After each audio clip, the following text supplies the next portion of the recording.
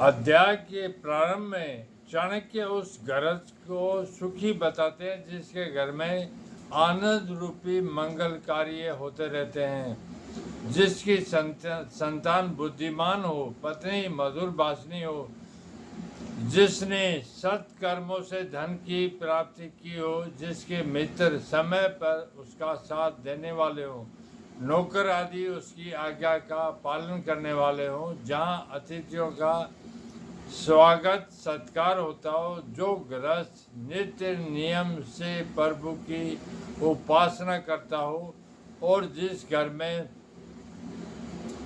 प्रतिदिन श्रेष्ठ स्वादिष्ट भोजन बनता हो। वस्तु ऐसी गृहस्थी प्रशंसनीय होती है, अर्थात ऐसा गृहस्थ सदैव सुखी रहता है। दान के संबंध में उसका महत्व बताते हुए चाणक्य ने अनेक स्थानों पर कहा है कि दान देने से धन की कमी नहीं होती, परंतु उनका कहना है कि दान योग्य और विद्वान ब्राह्मणों को ही देना चाहिए। ब्राह्मण का मतलब जिसमें परमात्मा का ज्ञान हो और जो पवित्र होकर परमात्मा के मार्ग पर चलता हो।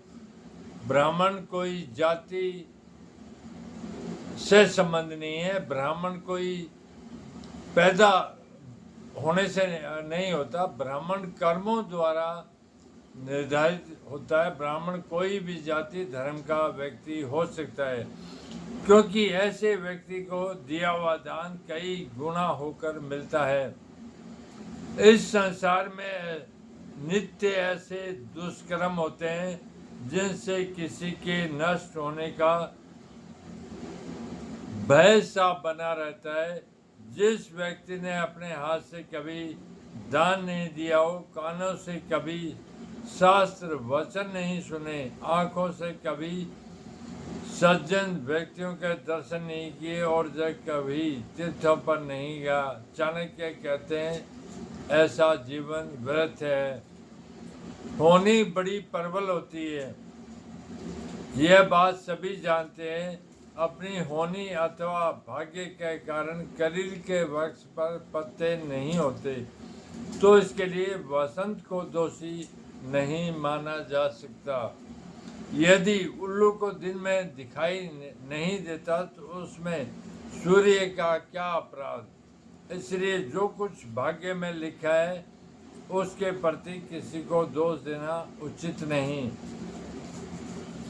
एक बहुत ही उपयुक्त उदाहरण देकर चाणक्य ने कहा है कि दुष्ट व्यक्ति के पास रहने से भी सज्जन व्यक्ति अपनी सज्जनता का त्याग नहीं करता, जबकि सज्जन की संगति में आकर दुष्ट सज्जन बन सकता है।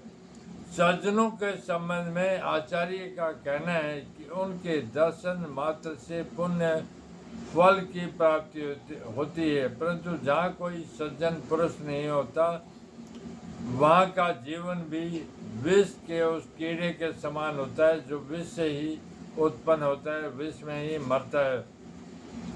चाणक्य ने आदर्श घर उसे माना है जहाँ ब्राह्मण लोग आते जाते हैं, उनकी सेवा होती है, वेद आदि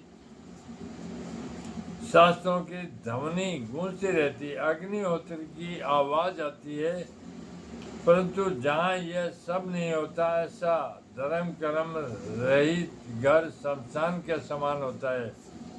चाणक्य कहते हैं कि मनुष्य को चाहिए अन्य बातों की ओर से ध्यान हटाकर अपना मन धर्म के कार्यों में लगाए। चाणक्य का कहना है जो व्यक्ति दूसरों की स्त्री को माता के समान देखता है,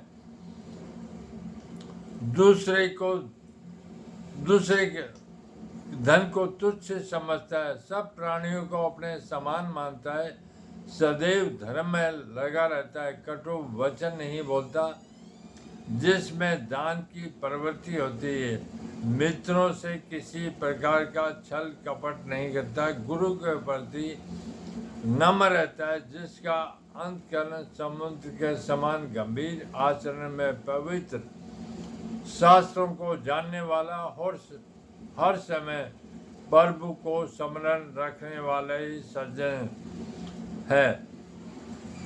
भगवान रामचंद्र के संबंध में चाणक्य कहते हैं, वे कल्प वर्ष से भी श्रेष्ठ है, सुमेरु पर्वत से भी अधिक धनी है, उनका तेज सूर्य से भी अधिक है, वे कामधेनु से भी अधिक मनोकामनाएं पूरी करने वाले, ऐसी उनकी उपासना करनी चाहिए।